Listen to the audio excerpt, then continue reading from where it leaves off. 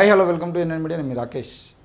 ఈరోజు డాక్టర్ల పరిస్థితి, డాక్టర్లే కాదు సైంటిస్టులు, ఉపాధ్యాయులు మనం చూసాం. హైదరాబాదులో కానీ లేదంటే ఆంధ్రాలో కానీ ఒక కుటుంబం వాళ్ళ పిల్లని ఏ విధంగా చంపుకున్నది కేవలం మూఢనమ్మకాల బారిన పడనే విషయాన్ని మనం చూసాం. అయితే ఈరోజు కూడా అంటే 2 రోజుల క్రితం జరిగినటువంటి సంఘటన ఈరోజు మా మిత్రుడు నాకు వాట్సాప్ ద్వారా పంపి, అన్న ఇట్లా మోసపోతున్నటువంటి డాక్టర్లు ఉన్నటువంటి ఈ రోజుల్లో మరి ఆ విద్యార్థులు కానీ మిగతా వాళ్ళు కానీ నేర్చుకోవడం ఎలా నేర్చుకుంటారన్న వీటి మీద మీరు ఒక వీడియో వేయండి అని చెప్పేసి అంటే 2 రోజుల తర్వాత అయినా మీకు ఒక వీడియో చేయాలనే ప్రయత్నం. ఎందుకనంటే ఒక డాక్టర్ను 5 కోట్ల రూపాయలకు ముంచిండు. 5 కోట్ల రూపాయలకు ఒక స్వామీజీ, వీడేమో ఎంబీబీఎస్ చేసి ఎంబీబీఎస్ డాక్టర్గా సైన్స్ చదువుకొని ఎంబీబీఎస్ డాక్టర్ అయినటువంటి వ్యక్తి, అసలు అక్షరం ముక్కరా అన్నటువంటి వ్యక్తి వచ్చి ఇంటికి వచ్చి 4 మాయమాటలు చెప్పగానే వాళ్ళ మాటలకి బోల్తాబడి ఈరోజు 5 కోట్ల రూపాయలు ఈరోజు ఆ కుటుంబం ఆత్మహత్య చేసుకున్నటువంటి పరిస్థితుల్లోకి కూడా వెళ్ళిపోయిందనే విషయం మేము తెలుసుకున్న తర్వాత తెలిసింది. ఎంత దారుణం! ఈరోజు టీచర్లుగా ఉన్నటువంటి భార్యాభర్తలు ఇద్దరు వాళ్ళ పిల్లల్ని చంపుకోవడము, మూఢనమ్మకాల పేరు చెప్పి సొంత బిడ్డల్ని నరబలులు ఇవ్వడము, ఇవి మరి ఎట్లా మారుతాయి? ఈరోజు శాస్త్రీయ ఆలోచన విధానం కావాలి, విద్యార్థులకు శాస్త్రీయ ఆలోచన విధానాన్ని పెంపొందించాలని చెప్పేసి మాట్లాడిన వాళ్ళ మీద దాడులు చేస్తున్నటువంటి మూర్ఖులు మరి ఇట్లాంటివి జరిగినప్పుడు ఎందుకు మాట్లాడలేకపోతూ ఉన్నారు?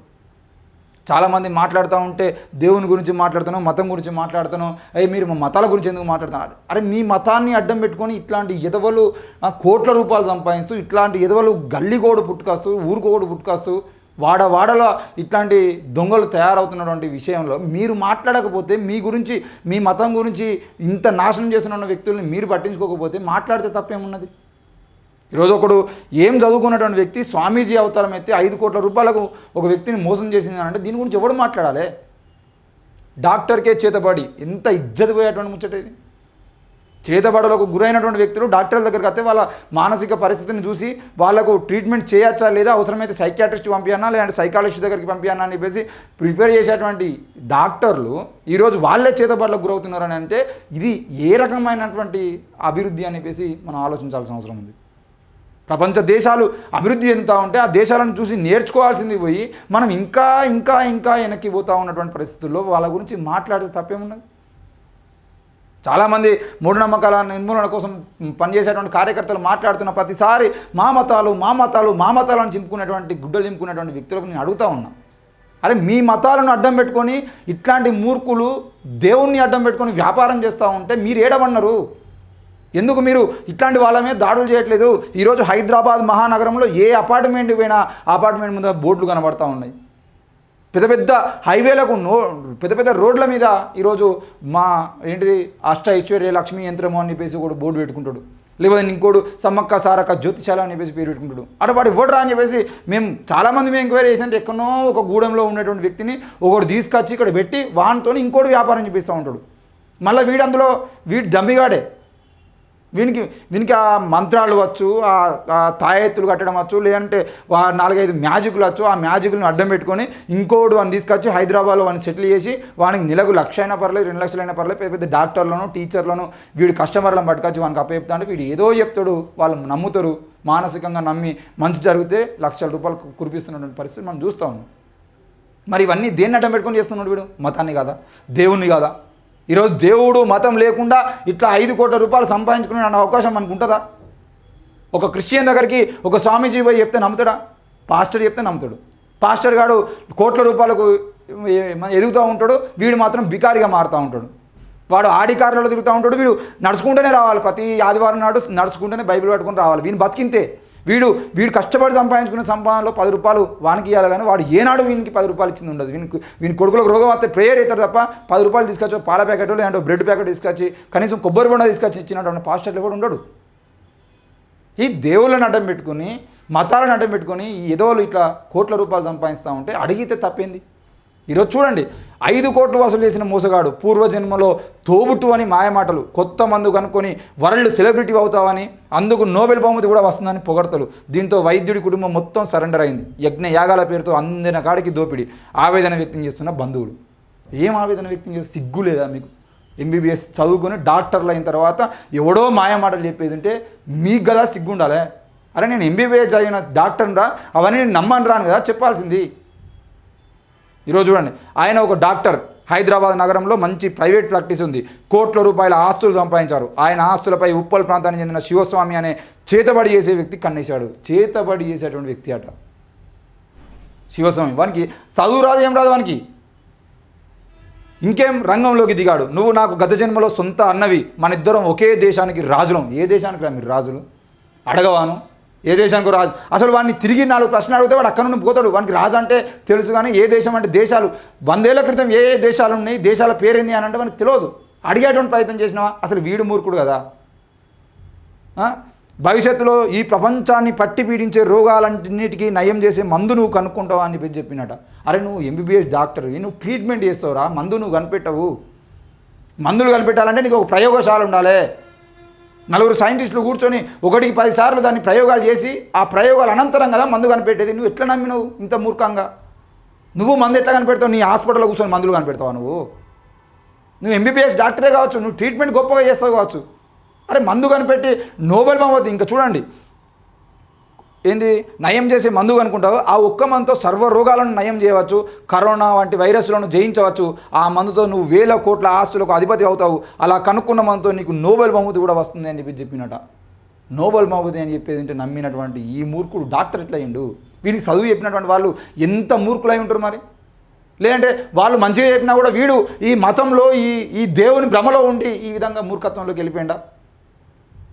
చాలాసార్లు ఇదే జరుగుతూ ఉంటుంది. కొంతమంది టీచర్లేమో చిన్నప్పటి నుండే వీనికి దేవుడు భక్తి సపోర్ట్ కొట్టరు అని చెప్పేసి మోడీ చెప్తే మనం ఎట్లా సపోర్ట్ కొట్టినా టీచర్లు కూడా అదే పరిస్థితి. స్కూళ్ళలో 9 రోజులు వినాయక చవితి వచ్చిందంటే టీచర్లే తలస్నానం చేసి రావాలంటే వీళ్ళు పూర్వగానే అందరూ తలస్నానం చేసిపోతారు. తలస్నానం ఎందుకు చేయాలని వీళ్ళు తెలియదు. కొంతమంది టీచర్లు చెప్పేవాళ్ళు ఉంటారు, చెప్పినా కూడా ఇంకో ఈ టీచర్ మాకు వ్యతిరేకంగా చెప్తారా అని చెప్పేసి అయ్యప్ప మాల వేసుకున్నటువంటి స్వామి 7వ తరగతి చదివేటువంటి 8వ తరగతి చదివేటువంటి పిల్లాడు ప్రిన్సిపాల్ని కొట్టినటువంటి పరిస్థితులు మనం చూసాం. అరే నువ్వు శాస్త్రీయంగా ఆలోచించరా. ఈ పాఠశాలలోకి వచ్చినప్పుడు ఈ అయ్యప్ప మాలలు ఎందుకు, ఈ మాలలు ఎందుకు, ఇవన్నీ అద్దు. నీ తోటి విద్యార్థులు ఒకటి నీసు తినత్తుడు, ఒకటికి అవసరమైతే అమ్మాయిలు ఎవరైనా 10th క్లాస్లో ఉన్నటువంటి అమ్మాయిలు ఎవరైనా పీరియడ్స్ వచ్చిన వాళ్ళు ఉండేదంటే నీకు అదంటే ముట్టుంటుందిరా, వద్దురా, ఇట్లా చేయొద్దు. ఎవరైనా వాళ్ళ కుటుంబ సభ్యులు ఎవరైనా చనిపోయిన వాళ్ళు ఉండదు. ఇవన్నీ ఈ క్లాస్ రూమ్లో అందరూ ఉంటారు. ఈ క్లాస్ రూమ్లోకి నువ్వు మాలేసుకుని వచ్చేదంటే మంచిది కాదు, నీకే మంచిది కాదు, నీ కుటుంబానికి మంచిది కాదు, నీ భక్తికి మంచిది కాదు, నీ దేవునికి మంచిది కాదు, నీ మతానికి మంచిది కాదు అని చెప్పేసి చెప్పినటువంటి వాళ్ళ మీద దాడులు చేస్తారు వీళ్ళు. వాళ్ళు చెప్పిన తప్పేంది? ఈరోజు నేను అడుగుతా ఉన్న ఉన్నటువంటి విద్యార్థులు ఒకవేళ మాలలు వేసుకొని క్లాస్ రూమ్లోకి వచ్చేదంటే అందులో ఉన్నటువంటి వాళ్ళు ఈరోజు ఒక వ్యక్తి వాళ్ళ కుటుంబ సభ్యులకి ఎవరికైనా పీరియడ్స్ వచ్చినాయనంటే ఆయన ఆ 5 రోజుల పాటు 3 రోజుల పాటు వాళ్ళ ఇంటికి వెళ్ళాడు, గుడిలోనే ఉంటాడు. ఇది మీకు తెలిసింది కాదా? మీకు తెలియదు ఆ విషయం?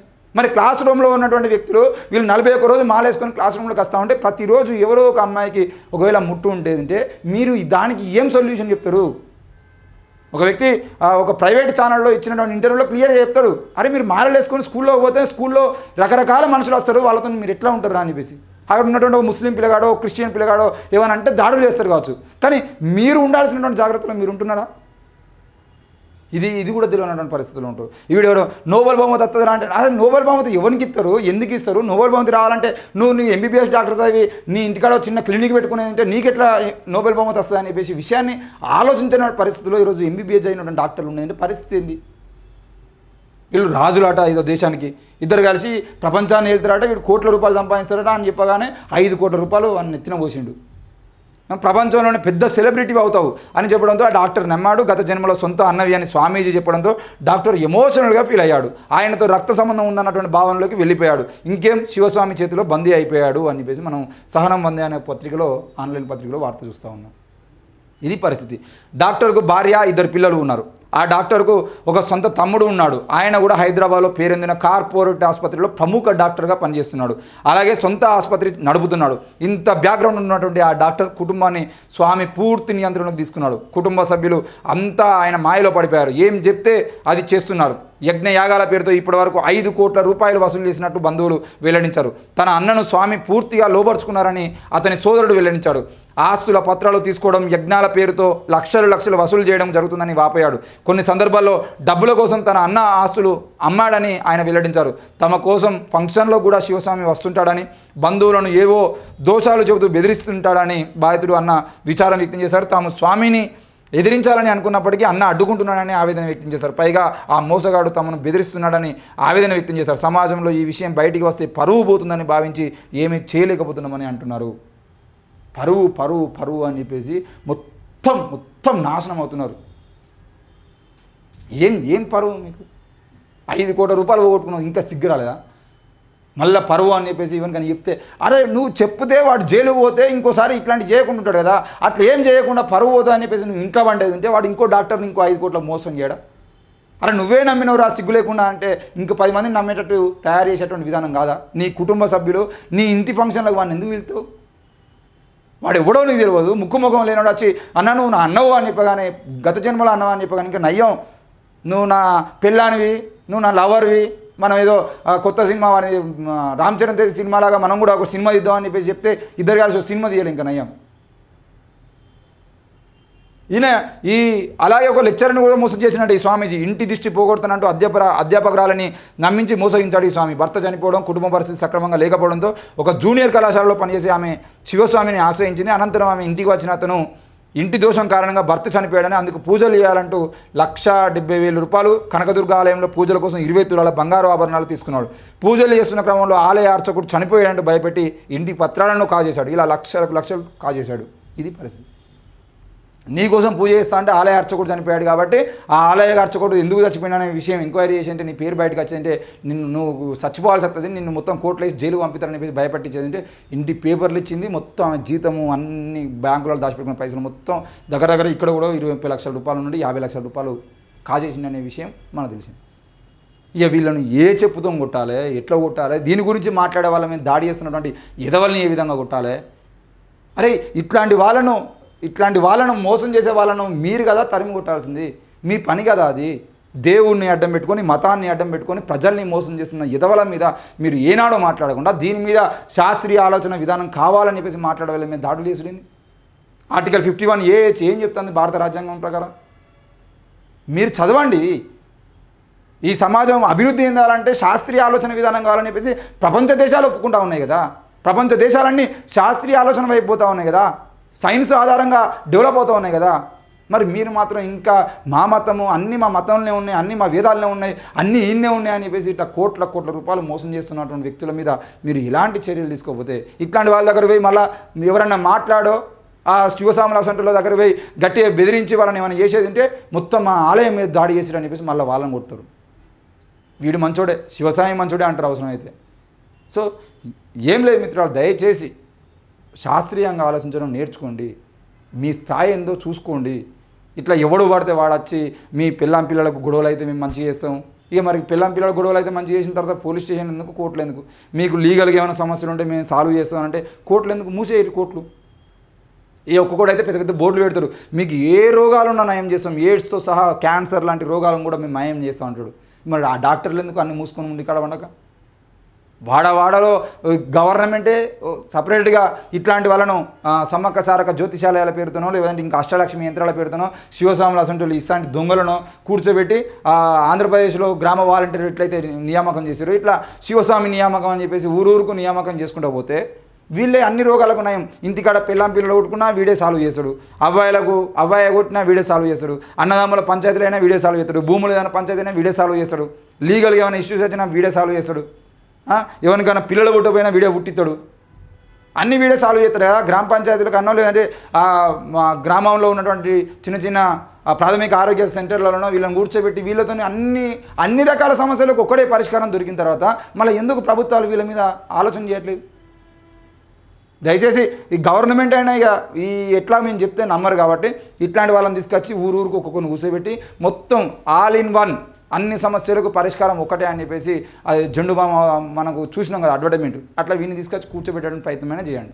అప్పుడు ఎవడో మాట్లాడు, మీ రోగాలు మీకే కుదురుతాయి. అప్పుడు రోగాలు వచ్చి సత్తా ఉంటే మీకు అర్థమవుతుంది సమస్యలు ఏంది, అసలు వాడు చెప్పేది అబద్ధమా నిజమా అనే విషయాలు అర్థమవుతాయి.